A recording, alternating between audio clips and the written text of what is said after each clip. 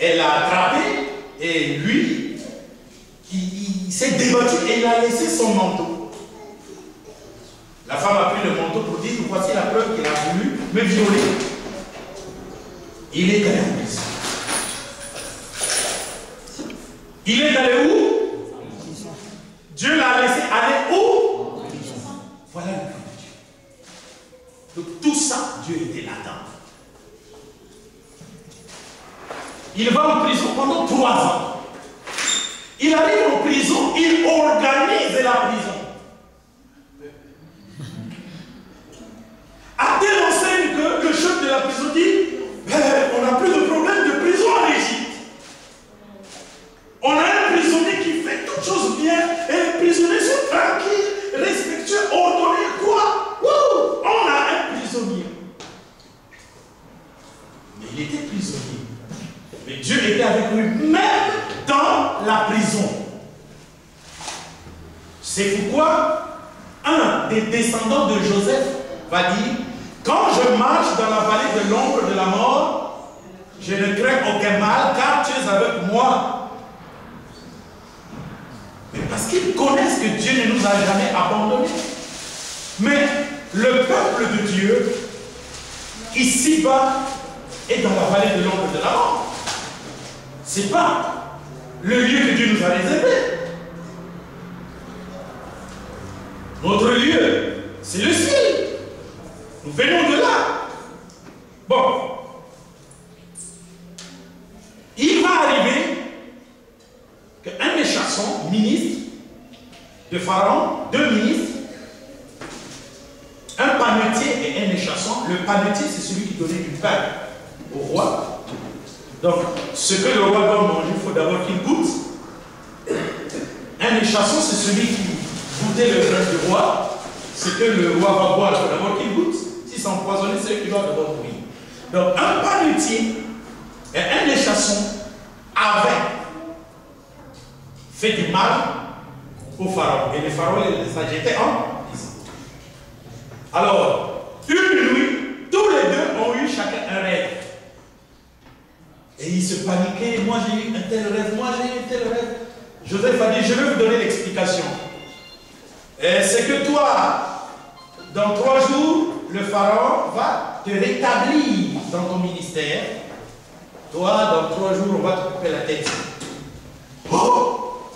Oh, on ne croit pas. Oh, on ne croit pas. Nous sommes en prison, moi je vais être rétabli. C'est pas vrai. Et moi, on va me couper la tête. Oh, c'est pas vrai. Le 3e jour, on prend celui, le ministre qu'on devait couper la tête, on lui coupe la tête. Le ministre qu'on devait libérer et rétablir dans ses fonctions, il est libéré et rétabli dans ses fonctions. Suivez-moi attentivement, mes frères. Quelque chose va se passer dans la maison. Joseph va s'approcher du ministre qui devait être libéré. Il dit, monsieur le ministre, tu as eu un songe que j'ai interprété par la grâce de Dieu.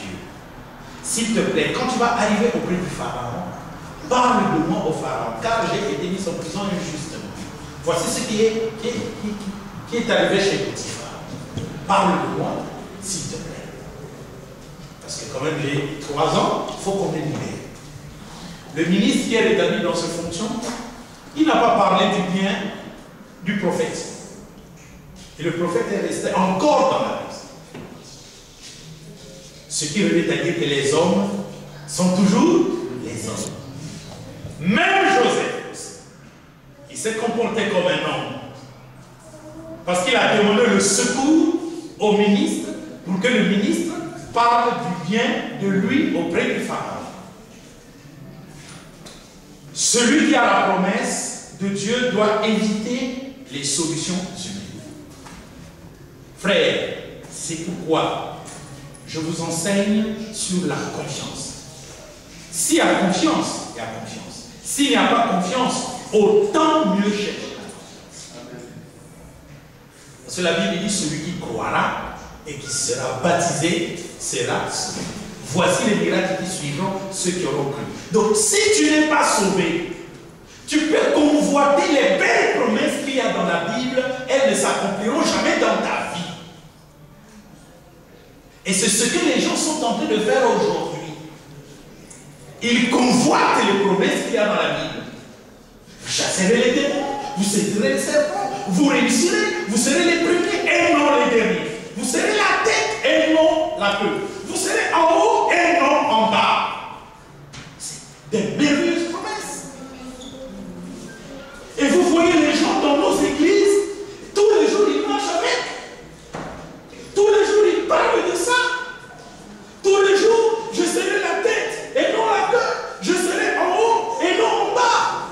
Mais ce n'est pas parler de ça qui compte.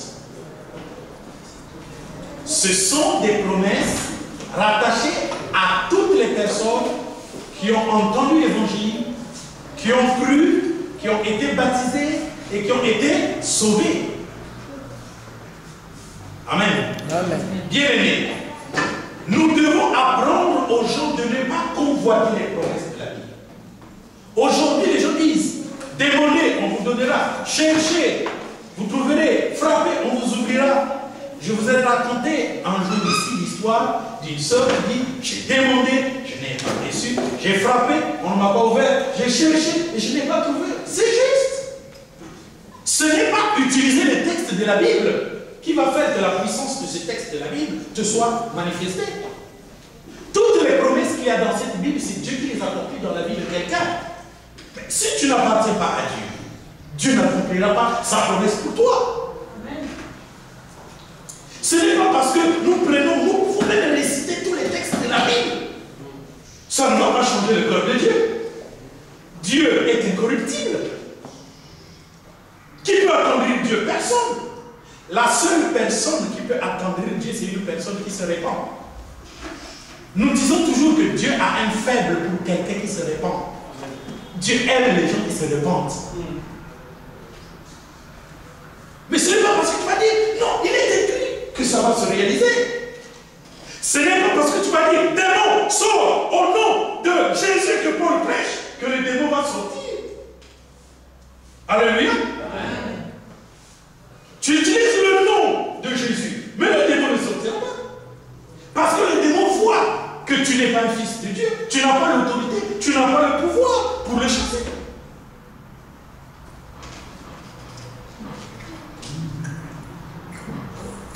Et donc, le ministre n'a pas parlé du bien de celui qui lui a fait le bien. Vous savez pourquoi? Parce qu'aucun homme ne peut faire du bien si Dieu ne vient pas dans le cœur de cet homme. C'est Dieu qui fait le bien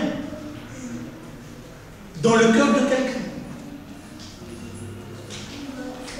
Mais Dieu n'abandonne jamais son programme. Mes frères, si Dieu t'a fait une promesse, elle s'accomplira. Elle peut faillir parce que tu as failli, mais l'accomplissement de la promesse s'accomplira. Elle retardera, mais elle s'accomplira.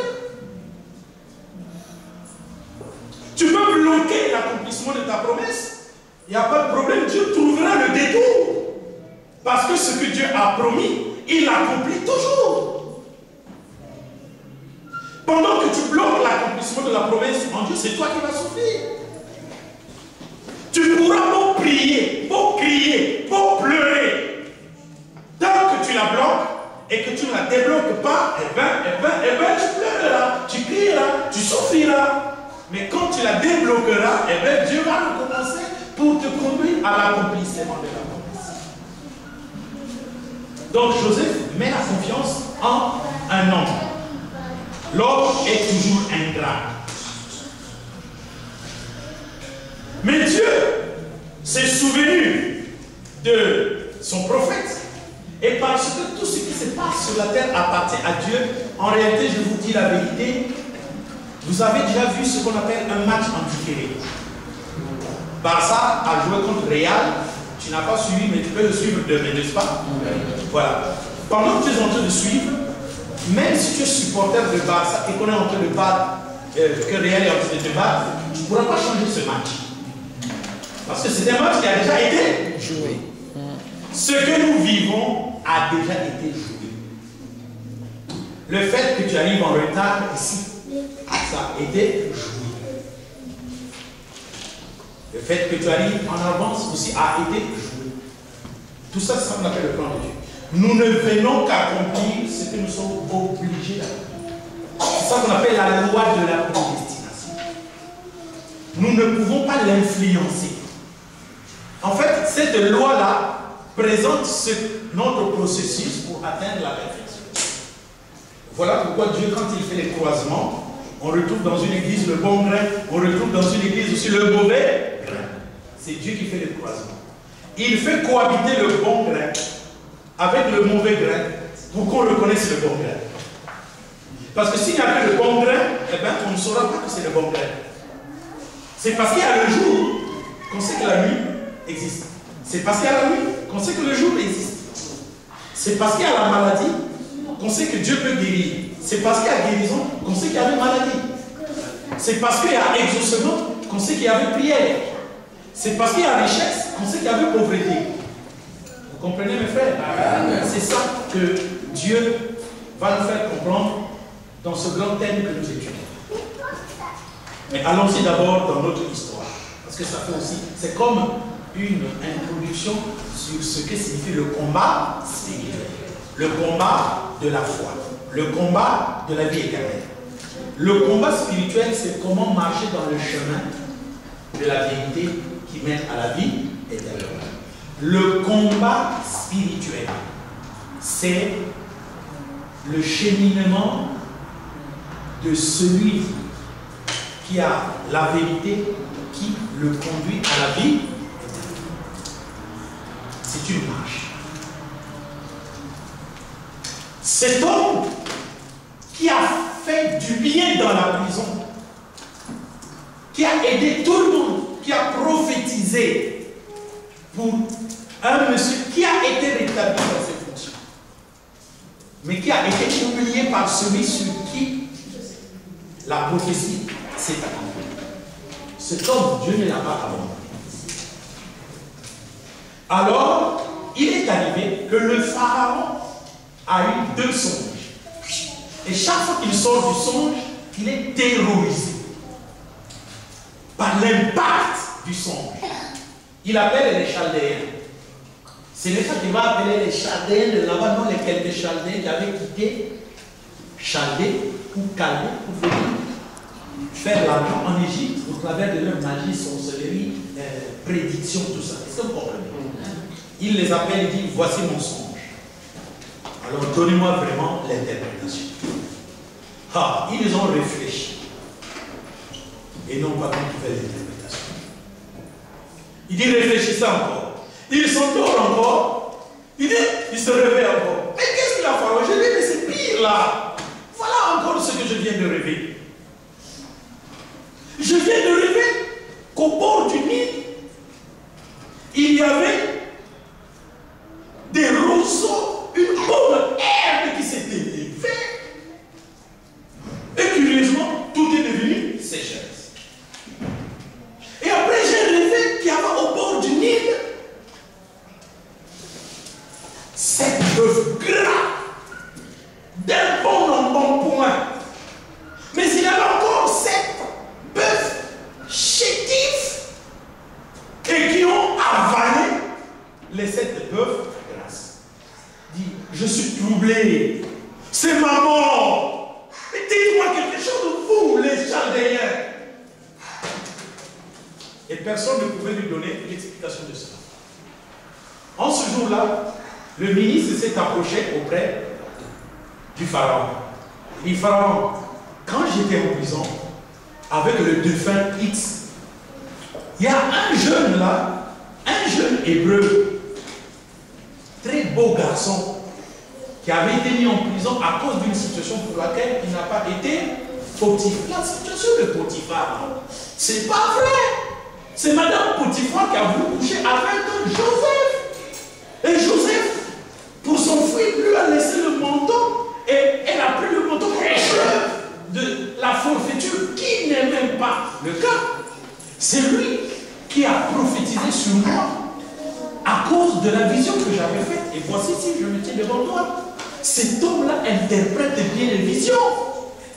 Et il a dit que je serais rétabli. Tu m'as rétabli. Il a dit que le défunt serait décapité. Tu l'as fait décapiter. Dis, appelle-moi hébreu là. On a appelé le jeune hébreu. Le jeune hébreu s'est présenté devant le roi. Dit, oh, mais le roi, c'est pas un problème ce que tu as eu comme songe. Je peux interpréter. Tu peux interpréter. Oui. Dieu va lui donner l'interprétation. Parce que c'est Dieu qui interprète les songes. Dieu va l'interpréter. C'est très simple. Les 7 vaches grasses, c'est cette année d'abondance que l'Égypte va connaître. Où il y aura du blé, du mil, du froment à satiété. Mais les 7 vaches maigres, c'est 7 années de sécheresse qui vont venir. Et donc, les vaches maigres qui avalent les vaches grasses, c'est les 7 années de sécheresse qui fera que toutes les réserves de l'Égypte vont être anéanties. Il dit, ah bon? Mais qu'est-ce qu'il faut faire? Il dit, oh roi, mais c'est très facile. C'est que pendant l'année d'abondance, fais-toi construire des grands greniers où tu vas stocker tout le grain. Achète tout le grain de l'Égypte. Stocke cela pour toi. Et pendant les années de sécheresse, tu vas distribuer le grain à prix d'argent. Voilà comment survivra l'Égypte. Le roi dit, oh, mon Dieu, mais où trouverons un homme si sage et si intelligent qui va accomplir tout ce que toi tu as dit? Dis, mais l'homme que nous cherchons, c'est toi. Allez, dirige les affaires de l'Égypte à partir de maintenant. À part moi, tout l'Égypte doit s'agiter de toi. Tout ce qui m'appartient, c'est toi qui gères. Tout ce qui appartient à l'Égypte, c'est toi qui gères. À part moi, tout l'Égypte doit s'agiter devant toi. Quand tu passes, les gens doivent s'agiter. Et donc je te donne comme nom Tafnat Panea, ce qui signifie le sauveur de l'Égypte. Tu n'es pas marié, on dirait. Non, je ne suis pas marié. Eh bien, il y a un prêtre de Orne qui a une belle fille là. Allez, tu la prends en mariage. Et c'est comme ça qu'il est devenu co-pharaon. Et il s'est arrangé de telle sorte à faire venir. Quand les années de sécheresse sont arrivées, Jacob a dit, mais j'ai entendu qu'il y a du grec en Égypte, allez nous acheter le grec. C'est en ce moment qu'ils sont venus acheter le grec. L'histoire est tellement longue, on va la raccourcir. Il s'est arrangé de telle sorte que son père arrive. Et son père est arrivé au nombre de 75 Jacobins. Et ils ont grandi à Goshen, le territoire de Goshen. C'est-à-dire, quand vous prenez l'Égypte actuelle, la rive droite, hein, vous prenez une carte comme ça, ce qui est à droite, là, ça qu'on appelle Goshen. Donc c'est le territoire qui a appartenu à Joseph, à Jacob et à leurs descendants. Ils se sont multipliés, ils sont devenus très nombreux. C'est le premier siècle, tout marchait très bien. Le deuxième siècle, tout marchait très bien. Le troisième siècle, tout marchait aussi très bien. Ils n'ont pas été esclaves pendant 400 ans. Ils n'ont été esclaves qu'une seule génération, la dernière. Donc pendant 100 ans. Parce que vous voyez, le premier siècle, on savait que Joseph est bien, les Hébreux sont bien. Le deuxième siècle, les descendants des Hébreux sont bien. Le troisième siècle, les descendants des Hébreux sont bien. C'était les bergers.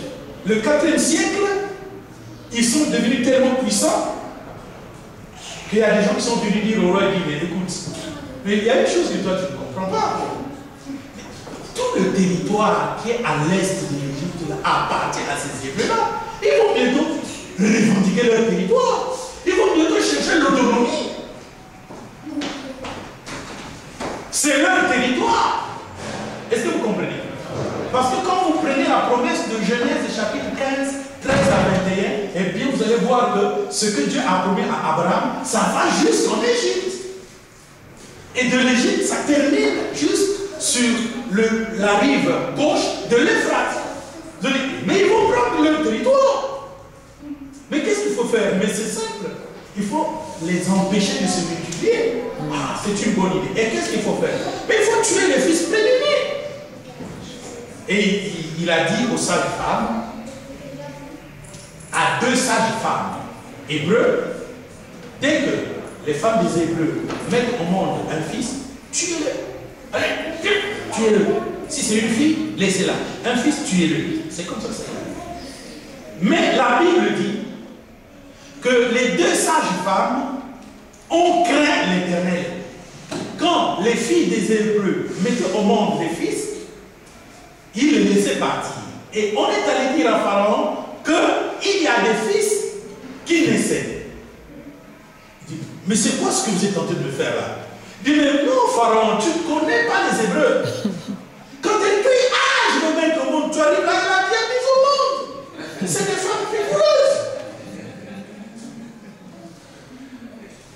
C'est une bonne leçon spirituelle. On va lire cela dans Hébreux chapitre 1 pour vous faire comprendre que même dans les pays difficiles où nous sommes, si vous marchez avec Dieu, Dieu vous fera réussir. Amen. Amen. Même là où il y a l'injustice, si vous êtes témoin de Christ, Christ vous fera réussir.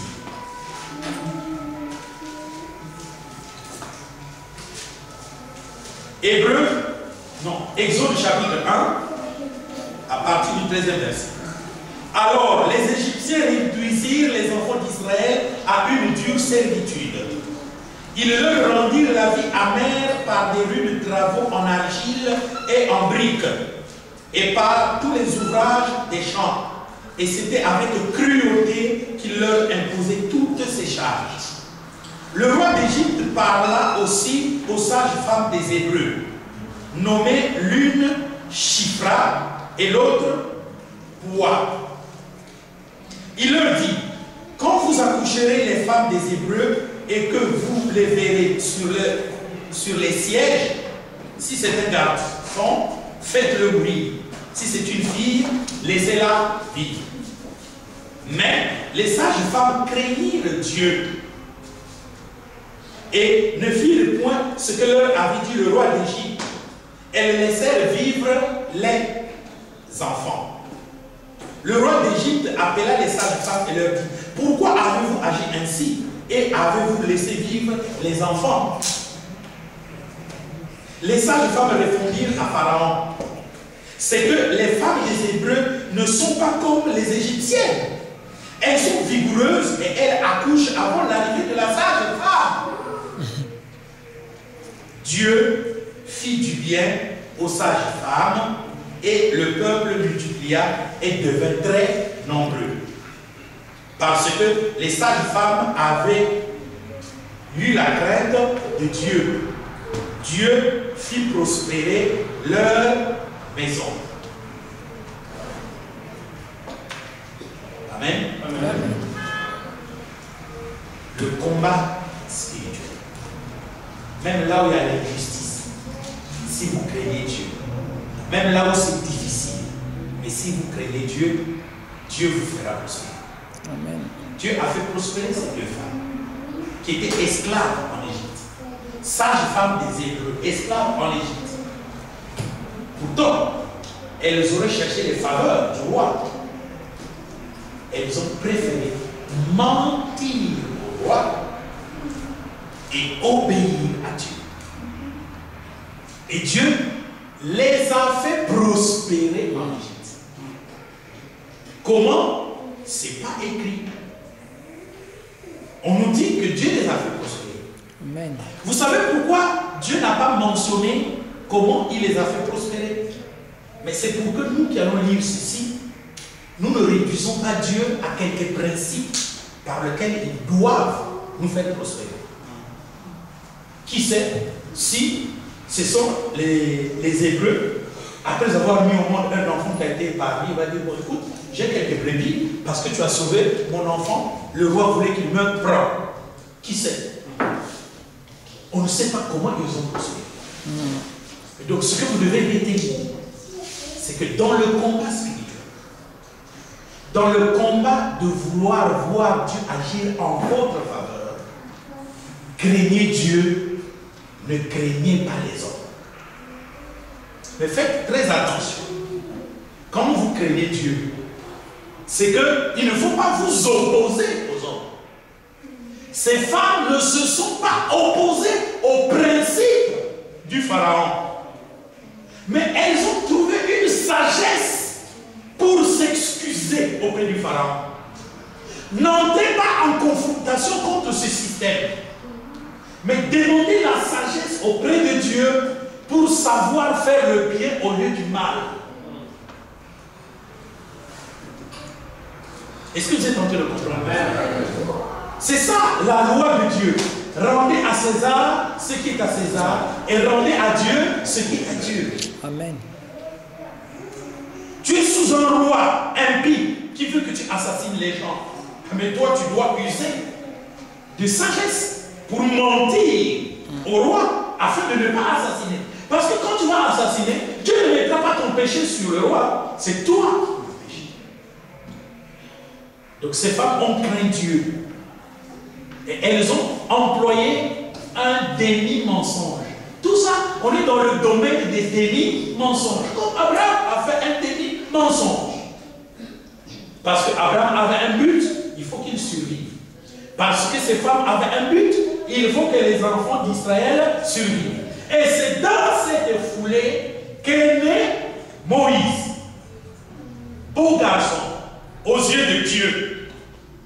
Sa maman a dit, si nous la circoncisons, on reconnaîtra que c'est un hébreu. Gardons-le sans circoncision. Perdons-le, on le retrouvera. C'est là où Jésus a dit, celui qui conservera sa vie la perdra. Mais celui qui la perdra à cause du royaume la retrouvera. Frère, ce message s'appelle le message du rétablissement de toutes choses. Dieu en a parlé dans Actes chapitre 3, 19 à 25. Il faut qu'il triomphe ce message. Toutes les personnes qui vont faire que le monde entende cette prédication que je suis en train de vous donner là, ces personnes-là, Dieu leur fera du bien. Et Dieu leur fera participer à la grande foule des nations. Et les gens de la grande foule des nations, ce sont ceux-là qui seront changés en un clin d'œil et qui serviront Christ ici-bas pendant 1000 ans. C'est maintenant que vous devez aider cette prédication à aller sur la terre. Quand Joseph était en train de vivre tout ça, il n'avait pas une grande équipe derrière lui. Il était seul. Seul contre tous. Mais Dieu l'a fait aboutir. Amen. Amen. Maintenant, Moïse est arrivé. Moïse a sauvé le peuple. Moïse a amené le peuple dans le désert où pendant 40 ans, Dieu devait révéler sa parole à Moïse pour que Dieu la révèle à Israël de telle sorte que Israël puisse marcher avec cette parole et l'enseigner à l'humanité tout entière. C'était le plan de Dieu. Et donc ce que nous allons commencer d'étudier, c'est ce plan de Dieu-là. Maintenant, nous sommes en train de reconnaître déjà quelque chose de très important. C'est que Canaan n'appartenait pas aux Hébreux. Cela n'appartenait pas aux Israélites, n'est-ce pas? Mais Dieu a promis de donner ce territoire à Abraham et à sa descendance, c'est-à-dire les Israélites.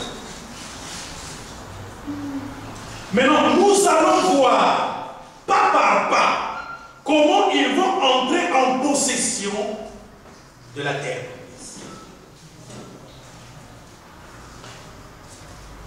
Ce qui s'est passé pour Israël sous Josué, c'est ce qui se passe pour l'Église et c'est ce qui se passe aujourd'hui. La même méthode que Dieu a utilisée là, c'est la même méthode que le Seigneur est en train d'utiliser aujourd'hui pour nous faire entrer dans le Canaan millénaire. Vous savez, dans notre pays, au Congo, il y a une chanson que les protestants chantent.